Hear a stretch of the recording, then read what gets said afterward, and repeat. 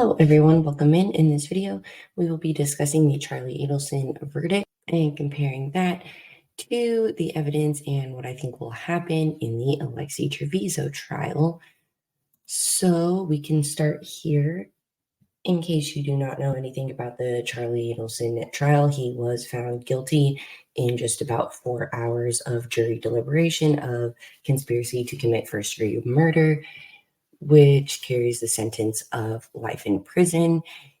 I don't have to say allegedly anymore. He paid and helped set up the hit on his sister's ex-husband, Dan Markel, who was shot twice in his head in his car in his driveway by two Latin King gang members who were hired through a girlfriend of Charlie Adelson's who had connections to that seeming underworld type of deal.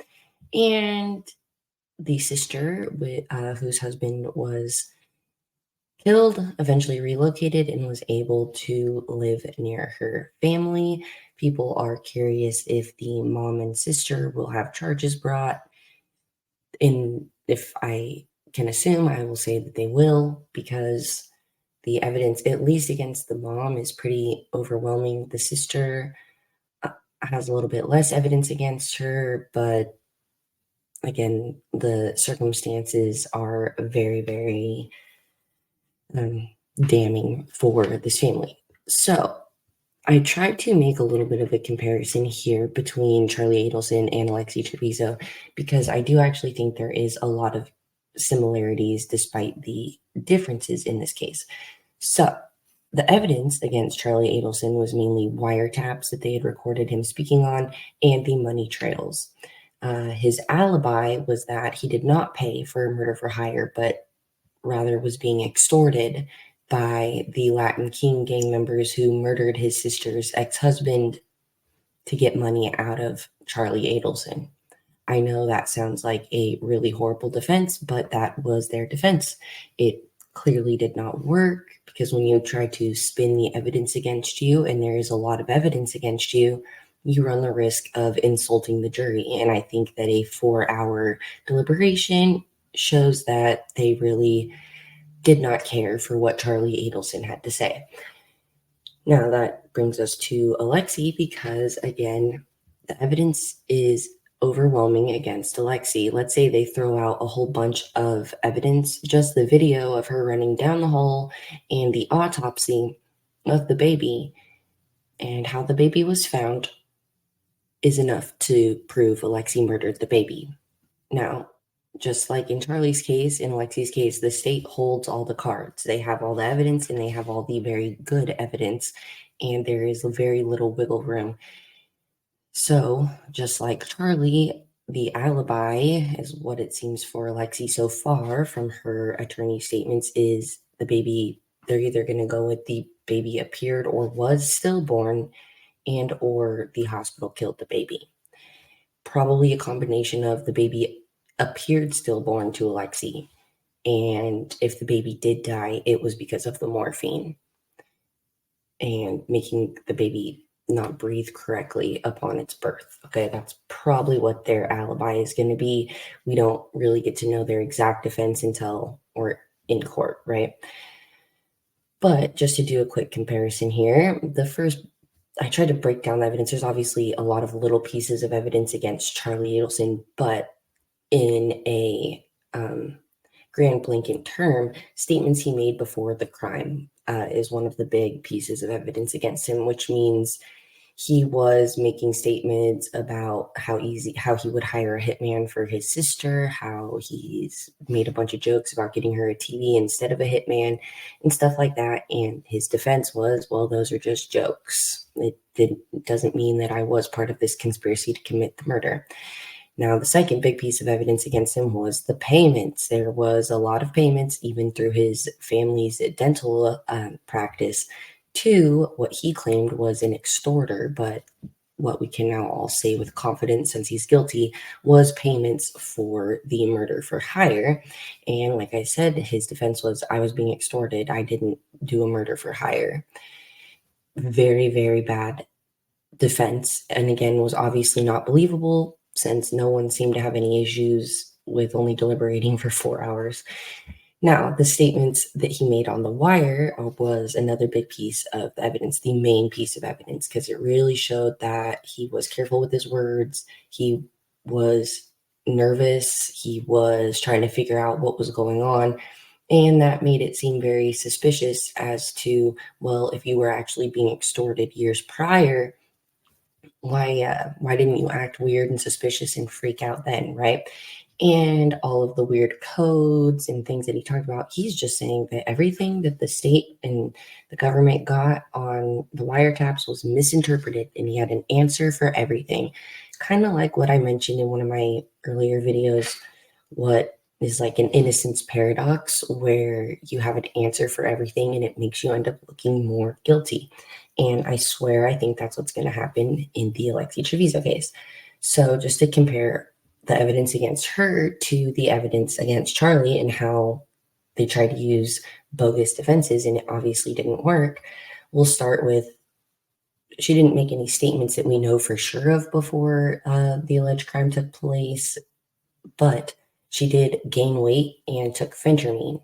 And that should lead anyone to think, well, obviously she knew she was gaining weight. Why wouldn't she know she was pregnant? Well, her defense for that is she had periods all the time. And she's already began that alibi the whole time before the alleged crime took place, because her mother said she'd been buying her pads. And in my opinion, that is her attempting to alibi herself throughout the whole 9 months, because it seems pretty medically impossible to have your typical monthly period during your pregnancy. They say that is not what happens. You can experience spotting, but it is not a regular menstrual cycle. So it doesn't seem to be a great defense. Then the next thing is that she ran to the bathroom to have the baby, which we have on video. Now, the defense for why she ran to that bathroom, because most people would see that and think, oh my goodness, she knew the baby was coming out. Once you know all the surrounding facts, you're like, wow, she ran into that bathroom, cupping her backside, likely holding a baby in my opinion, until she got into that bathroom. Now, their defense is that she had to poop. That is the defense. And I mean, it's an embarrassing defense to have in court. But again, it is somewhat logical, because I've heard pooping and birth go hand in hand. And so that is a possibility, but it does not excuse that once the baby came out, you didn't do anything to help the baby or tell anyone, which is kind of like the payments that Charlie Adelson was making. That's why I put them on the same middle line here, because you'd think that after the first initial payment or the first initial extortion, if he was really freaked out, which it wasn't an extortion, they were picking up the money for the murder for hire. But his defense, it was an extortion. So why wouldn't you alert someone or get help if you're being extorted by some serious cold-blooded gang killers, right? Same with Alexee. You had no clue that you were pregnant and this baby came out of you, whether it appeared alive or not. You probably, a normal person, in my opinion, would have gotten help for the baby or alerted someone. Okay, and then the last piece of evidence in the Alexee case, that it's like, how are you going to explain that away? And it's very similar to the statements made by Mr. Adelson, because he was clearly talking about their criminal activity. Well, the autopsy clearly states that the baby was alive. I do not think that they messed up on this autopsy. I do not think that they, as some people who support Alexee have said, that it was based off witness statements rather than medical science. That just doesn't make any sense. Now, their defense for going against the autopsy is, number one, Chris Berry, which we've talked about him. In my opinion, he's a joke of an expert witness. And number two, the morphine, because let's say they can't convince the jury that the baby did not breathe and therefore indicating life. Maybe they could blame the hospital for the morphine impeding the baby's ability to breathe. Again, I find these to be defenses that will insult the jury. I find Charlie Adelson's defense likely insulted the jury. I have not seen any juror interviews yet. We might get to see some, and if I do come across those, I will let you guys know what they say. We'll make a video about it, because I do find it to be very likely that they feel like their time was wasted. They sat through a bunch of BS. The defense attorney, it's his job, but was, trying to get you to paddle up the river. And it's a very long and arduous and uncomfortable process for the jury when the evidence is so clear. And I honestly feel like that's how it will be in the Alexee Trevizo case. I feel like it will be uh, a layup. I feel like it will be a layup for the prosecutor. I know I might be being hopeful with that, because I see a lot of chatter online about people saying Alexee's going to walk, like she's not going to get in trouble. That is just not possible in this case, unless something so horrific has happened on the state's side of things that it could cause a mistrial. Then nothing is stopping this from going to trial, and nothing is stopping Alexee from being found guilty, at the very least, of the tampering with evidence charge. Because, as you've noticed, her attorney's never even brought that up. He's never addressed the baby being in the bag. Why? Because that is admitting to the tampering with evidence charge in full, unless he can find some way to say that the baby magically ended up in that bag by itself. There's really no getting around that charge. And so the only fight they have is to try and prove Alexee did not intentionally murder that baby. And it's very similar to Charlie Adelson, which the defense had to prove that he did not commit the conspiracy for first-degree murder with his family, when there was an overwhelming amount of evidence proving that he did. So I found that to be very interesting, and a case that, if you are interested in comparing or studying trials, this is one to look into. Now, this is the on the top here. This was the prosecutor. This is some clips from interviews that happened as soon as they were released from court after the verdict was read. It was actually kind of hard to find a screenshot, like to get a screenshot of Miss Kappelman here with a smile, because she is a very serious, and even when she's being humorous, she's very deadpan. And so I made sure to get it when she had a smile, because she deserves to smile after all this hard work and having a victory in court. Now, here at the bottom, this part is the part that made me sad about the Alexee Trevizo case, because this is the family of Dan Markel. The mother had a statement prepared, and she read it and thanked everyone for their hard work. And then the sister spoke up a little bit too as well. That's the mother, father, and then the sister of the deceased in that case. What made me sad is everyone who should be there for baby Alex is not going to be present for an interview like this when the guilty verdict is reached in the Alexee case. It's disheartening and disappointing, because everyone who should be seeking justice for baby Alex, his grandmother, grandfather, aunts, uncles, whoever, they will all be supporting Alexee, and there is no one who will be there for baby Alex.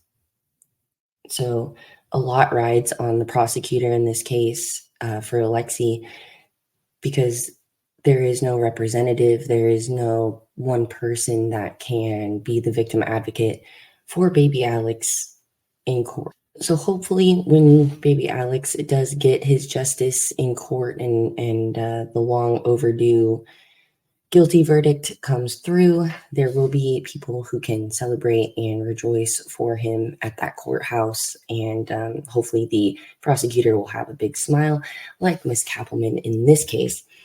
But again, if you are interested, you can check out the Charlie Adelson trial. I particularly recommend the cross-examination of Charlie Adelson, because that was, I've seen lawyers say on here, I watch a lot of different lawyers from watching. I've seen some attorneys say that they didn't think she did that great on cross-examination. I thought she did amazing, and I think that the proof is in the pudding when they only went away for 4 hours. I think that people maybe would have liked her to hammer him harder with certain things, but she obviously did what was right for the jury, and I think she let him look arrogant and speak, because the more he talked himself into a hole. And so I think she did really, really good. If you are interested, they have, I'm sure you don't have to go searching. They have, I can link it in the description. They have just a video of the cross-examination itself. Now, I hesitate to compare the defense attorney to Gary Mitchell, because Gary Mitchell has probably 20 years of experience on the defense attorney in this case, in the Charlie Adelson case. Though he did the best he could, if you are interested in seeing an attorney have to turn, like, you know, how do I put this? If you're interested in watching an attorney have to polish a turd, that is basically what this defense attorney had to do. And that's what Gary's going to have to do as well, because they are working with a giant pile of crap as far as the evidence against their client. Their client's obviously guilty. How can you spin it? That's really the only way to go. There is no doubt in it. But anyways, I do think she did amazing. If you're interested, you can check out parts and clips of this trial, because I do not know exactly how many of you are trial junkies, or if you really watch a lot of law, or if you are more interested in just the Alexee Trevizo case itself. But for those of you who do not watch a lot of trials or see how things work, it will be good to familiarize yourself, and that will help us get through that with the different trials that we see coming up until Alexee, since we have a whole freaking year until Alexee goes to trial. Well, a little less now, but still a whole year. We can familiarize ourselves with the courtroom. I do believe Gary has a trial for murder in February of this year. So maybe there is some way we can try and get some information from that, see how he does in trial himself as well. And yeah, that is about all I have for this video. If you have any comments, questions, or concerns, please leave them down below, and I'll get back to you as soon as possible. And I do genuinely enjoy the conversation. If you are interested in following the Alexee Trevizo case to trial, please subscribe, as I will be following it all along the way, covering the legal aspects. It's your girl Friday. I'll see you in the next video. Okay, bye.